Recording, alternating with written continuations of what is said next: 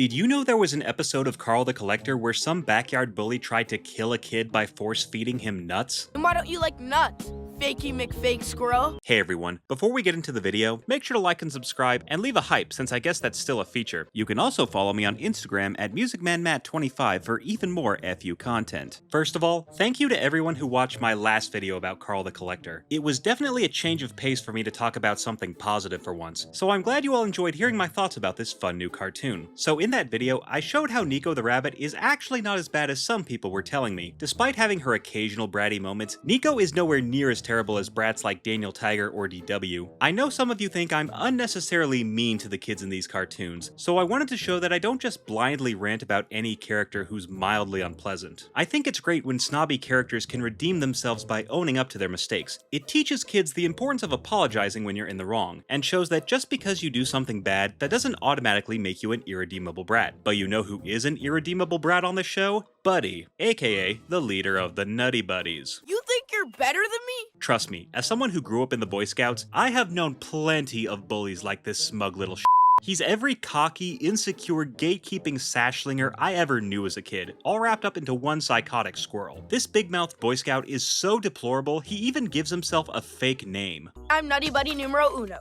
Excuse me, there is only one kid named Uno, and that is Nigel Uno from Sector V of The Kids Next Door, and I will thank you to keep his name out your mouth. This power-hungry pipsqueak is only in one episode, yet he's able to give the worst brats of all time a run for their money. Not only is this kid a self-entitled narcissist and elitist, but he's also a danger to the other kids on the show. I wasn't kidding in the opening. At one point, this fuzzy freak tries to force-feed nuts to a kid that he knows has a nut allergy. I mean, that alone has to make him worse than a brat like Daniel Tiger, DW, or Caillou. Don't get me wrong, these terrible twerps have committed their fair share of atrocities, but they've never tried to straight up kill a kid. Hell, the worst thing these three have done is threaten their baby sisters. I mean, it's not great, but it's also not attempted murder. When it comes to tyrannical toddlers, I know I've been a bit hyperbolic with some of the atrocities I've talked about in the past, but I am not kidding when I say Nutty Buddy numero uno might be the most dangerous psychopath I've ever talked about on my channel. I'm glad he's only in one episode, otherwise who knows how many of Carl's friends might have ended up in the hospital. Let's take a look at the first, and thankfully only episode he's in to see why Buddy is the undisputed brat of Carl the Collector. This video is brought to you by viewers like you. Thank you. Make sure to subscribe and help get this video to 10,000 likes. Carl is taking Polaroids of the birds when he gets photobombed by Forrest. The skittish squirrel asks Carl to play, but Carl only has time for things with wings. Just then, Nico runs headfirst into Forrest, literally. Watch where you're going, Forrest. Hey, you're the one who crashed into him, you jerk. Nico apologizes for bumping into Forrest. She says she's late for a very important date. No time to say hello, goodbye, I'm late. Nico is eager to join the Junior Nutty Buddy Nut Lovers Club because there's nothing she loves more than nuts. I love to eat them, love to crack them, make crafts out of them. I haven't seen a kid this obsessed with a random food since that one episode of Drake and Josh where we learn he likes to feel cheese. Cheddar. Forrest reveals that most of his family members were once Junior Nutty Buddies. Nico asks Forrest to vouch for her, since Forrest is a legacy member, because I guess the Nutty Buddies aren't above a little nepotism. But Forrest says he can't join the Nutty Buddies because he's allergic to nuts. Wait, seriously? Nuts can be dangerous for me. What cruel god would give a squirrel ADHD and make him allergic to the best snack food on Earth? Nico points out that he doesn't have to actually eat the nuts to join the Nutty Buddies, even though I feel like that defeats the whole point of the club. Again, that's like buying a bunch of cheese and not actually eating it. What are you doing with all that cheese, Josh? Feeling them.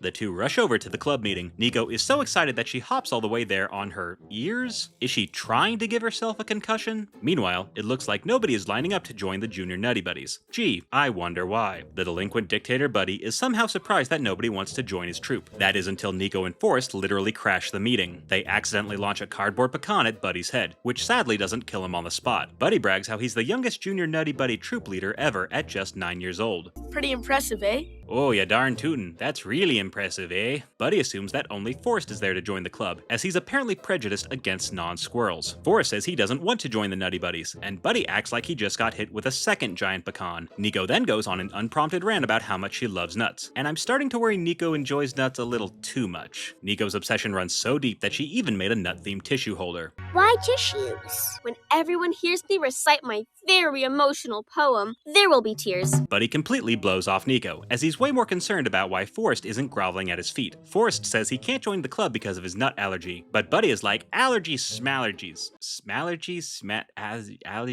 allergies, Valkyries. Buddy says that anyone who doesn't love nuts isn't a real squirrel. No, really, he actually says that. What kind of a squirrel doesn't love nuts? So not only does Buddy hate animals who aren't squirrels, but he also hates squirrels who don't meet his rigid definition of what a squirrel is supposed to be. Gee, who does that remind me of? Buddy says Forrest's family must be ashamed of him for being the only squirrel in the world who doesn't love nuts. Forrest tries to stand up for himself, but the high-ranking rascal continues to taunt the poor squirrel until he nearly cries. You're embarrassing. Oh, he's embarrassing? At least he's not the one who sounds like Peppermint Patty. You must be the only squirrel in the world who doesn't love nuts. You're holding my hand, Chuck. You sly dog. Actually, you know what? That's not even an insult. I think this kid would make an awesome Peppermint Patty. I mean, he already knows a thing or two about peanuts. Nico doesn't understand why the other squirrels just sit back and take Buddy's bullcrap. The scribe says they can't talk back to Buddy, otherwise he'll kick them out of the club. And I feel like this could have easily been avoided if there were any adults around to supervise their tomfoolery. I mean, they left a 9-year-old in charge, so is it any wonder that the Squirrel Scouts devolved into Animal Farm? Nico tries to intervene, but Buddy tells her to respect my authority.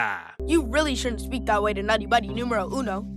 Fuck you, Buddy. I'm not your buddy, friend. He says Nico should know her place if she wants to be a junior Nutty Buddy, and have a sash just like him. I bet that sash won't stop her from kicking your ass. Things go from bad to worse when Buddy accuses Forrest of faking his allergy. He whips out a Brazil nut and tries to bully the poor squirrel into eating it. And like, seriously dude, what the hell is wrong with you? He already said several times that he's allergic, but you really think he's making it up? What kind of maniac would pretend to have a nut allergy? So you really thought having allergies would make you more attractive?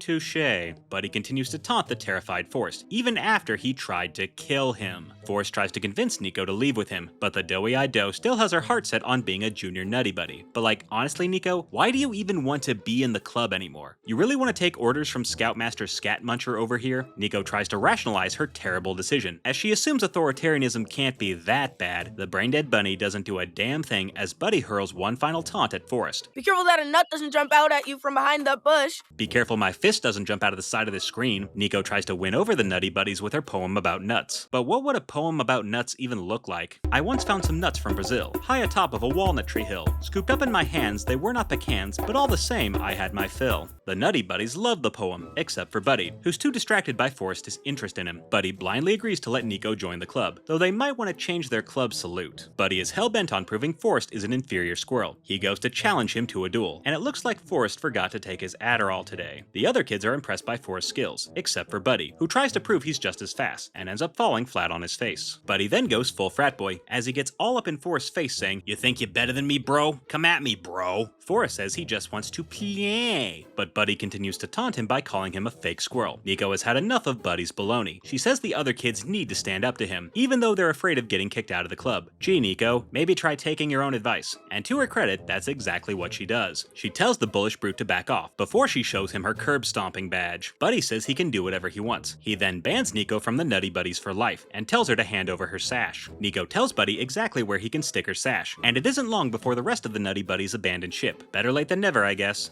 Two Nutty Buddies? Buddy can't seem to fathom that the rest of the club hates him, as he has nobody left to torment. Watch it, camera boy! Oh hell no, if you even try to put a hand on Carl, I'm gonna come over there and talk to you. Nico and Forrest tell Buddy to get lost before they turn his tail into a necktie, and the scaredy Scoutmaster runs off like the coward he is. The kids celebrate their freedom from Buddy's tyranny. And we never see Buddy again after this episode, because after getting run out of town, Buddy decided to move to Bikini Bottom to live with his cousin Sandy, where he spent the rest of his life getting tormented by SpongeBob shenanigans.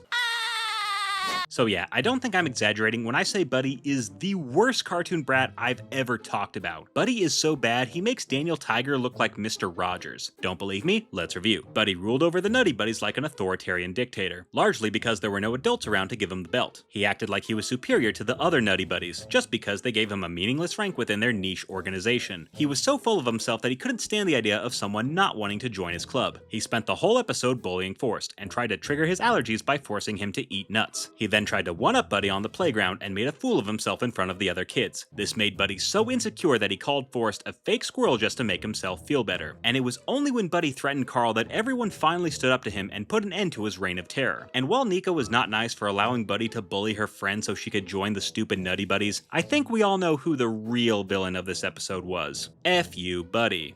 Thanks for watching, everyone. If there's a specific cartoon you want me to watch, top-tier patrons can commission a review from my channel. You can also become a channel member to get early access to all my uncensored videos. Thanks again for watching, and I'll see you all next time.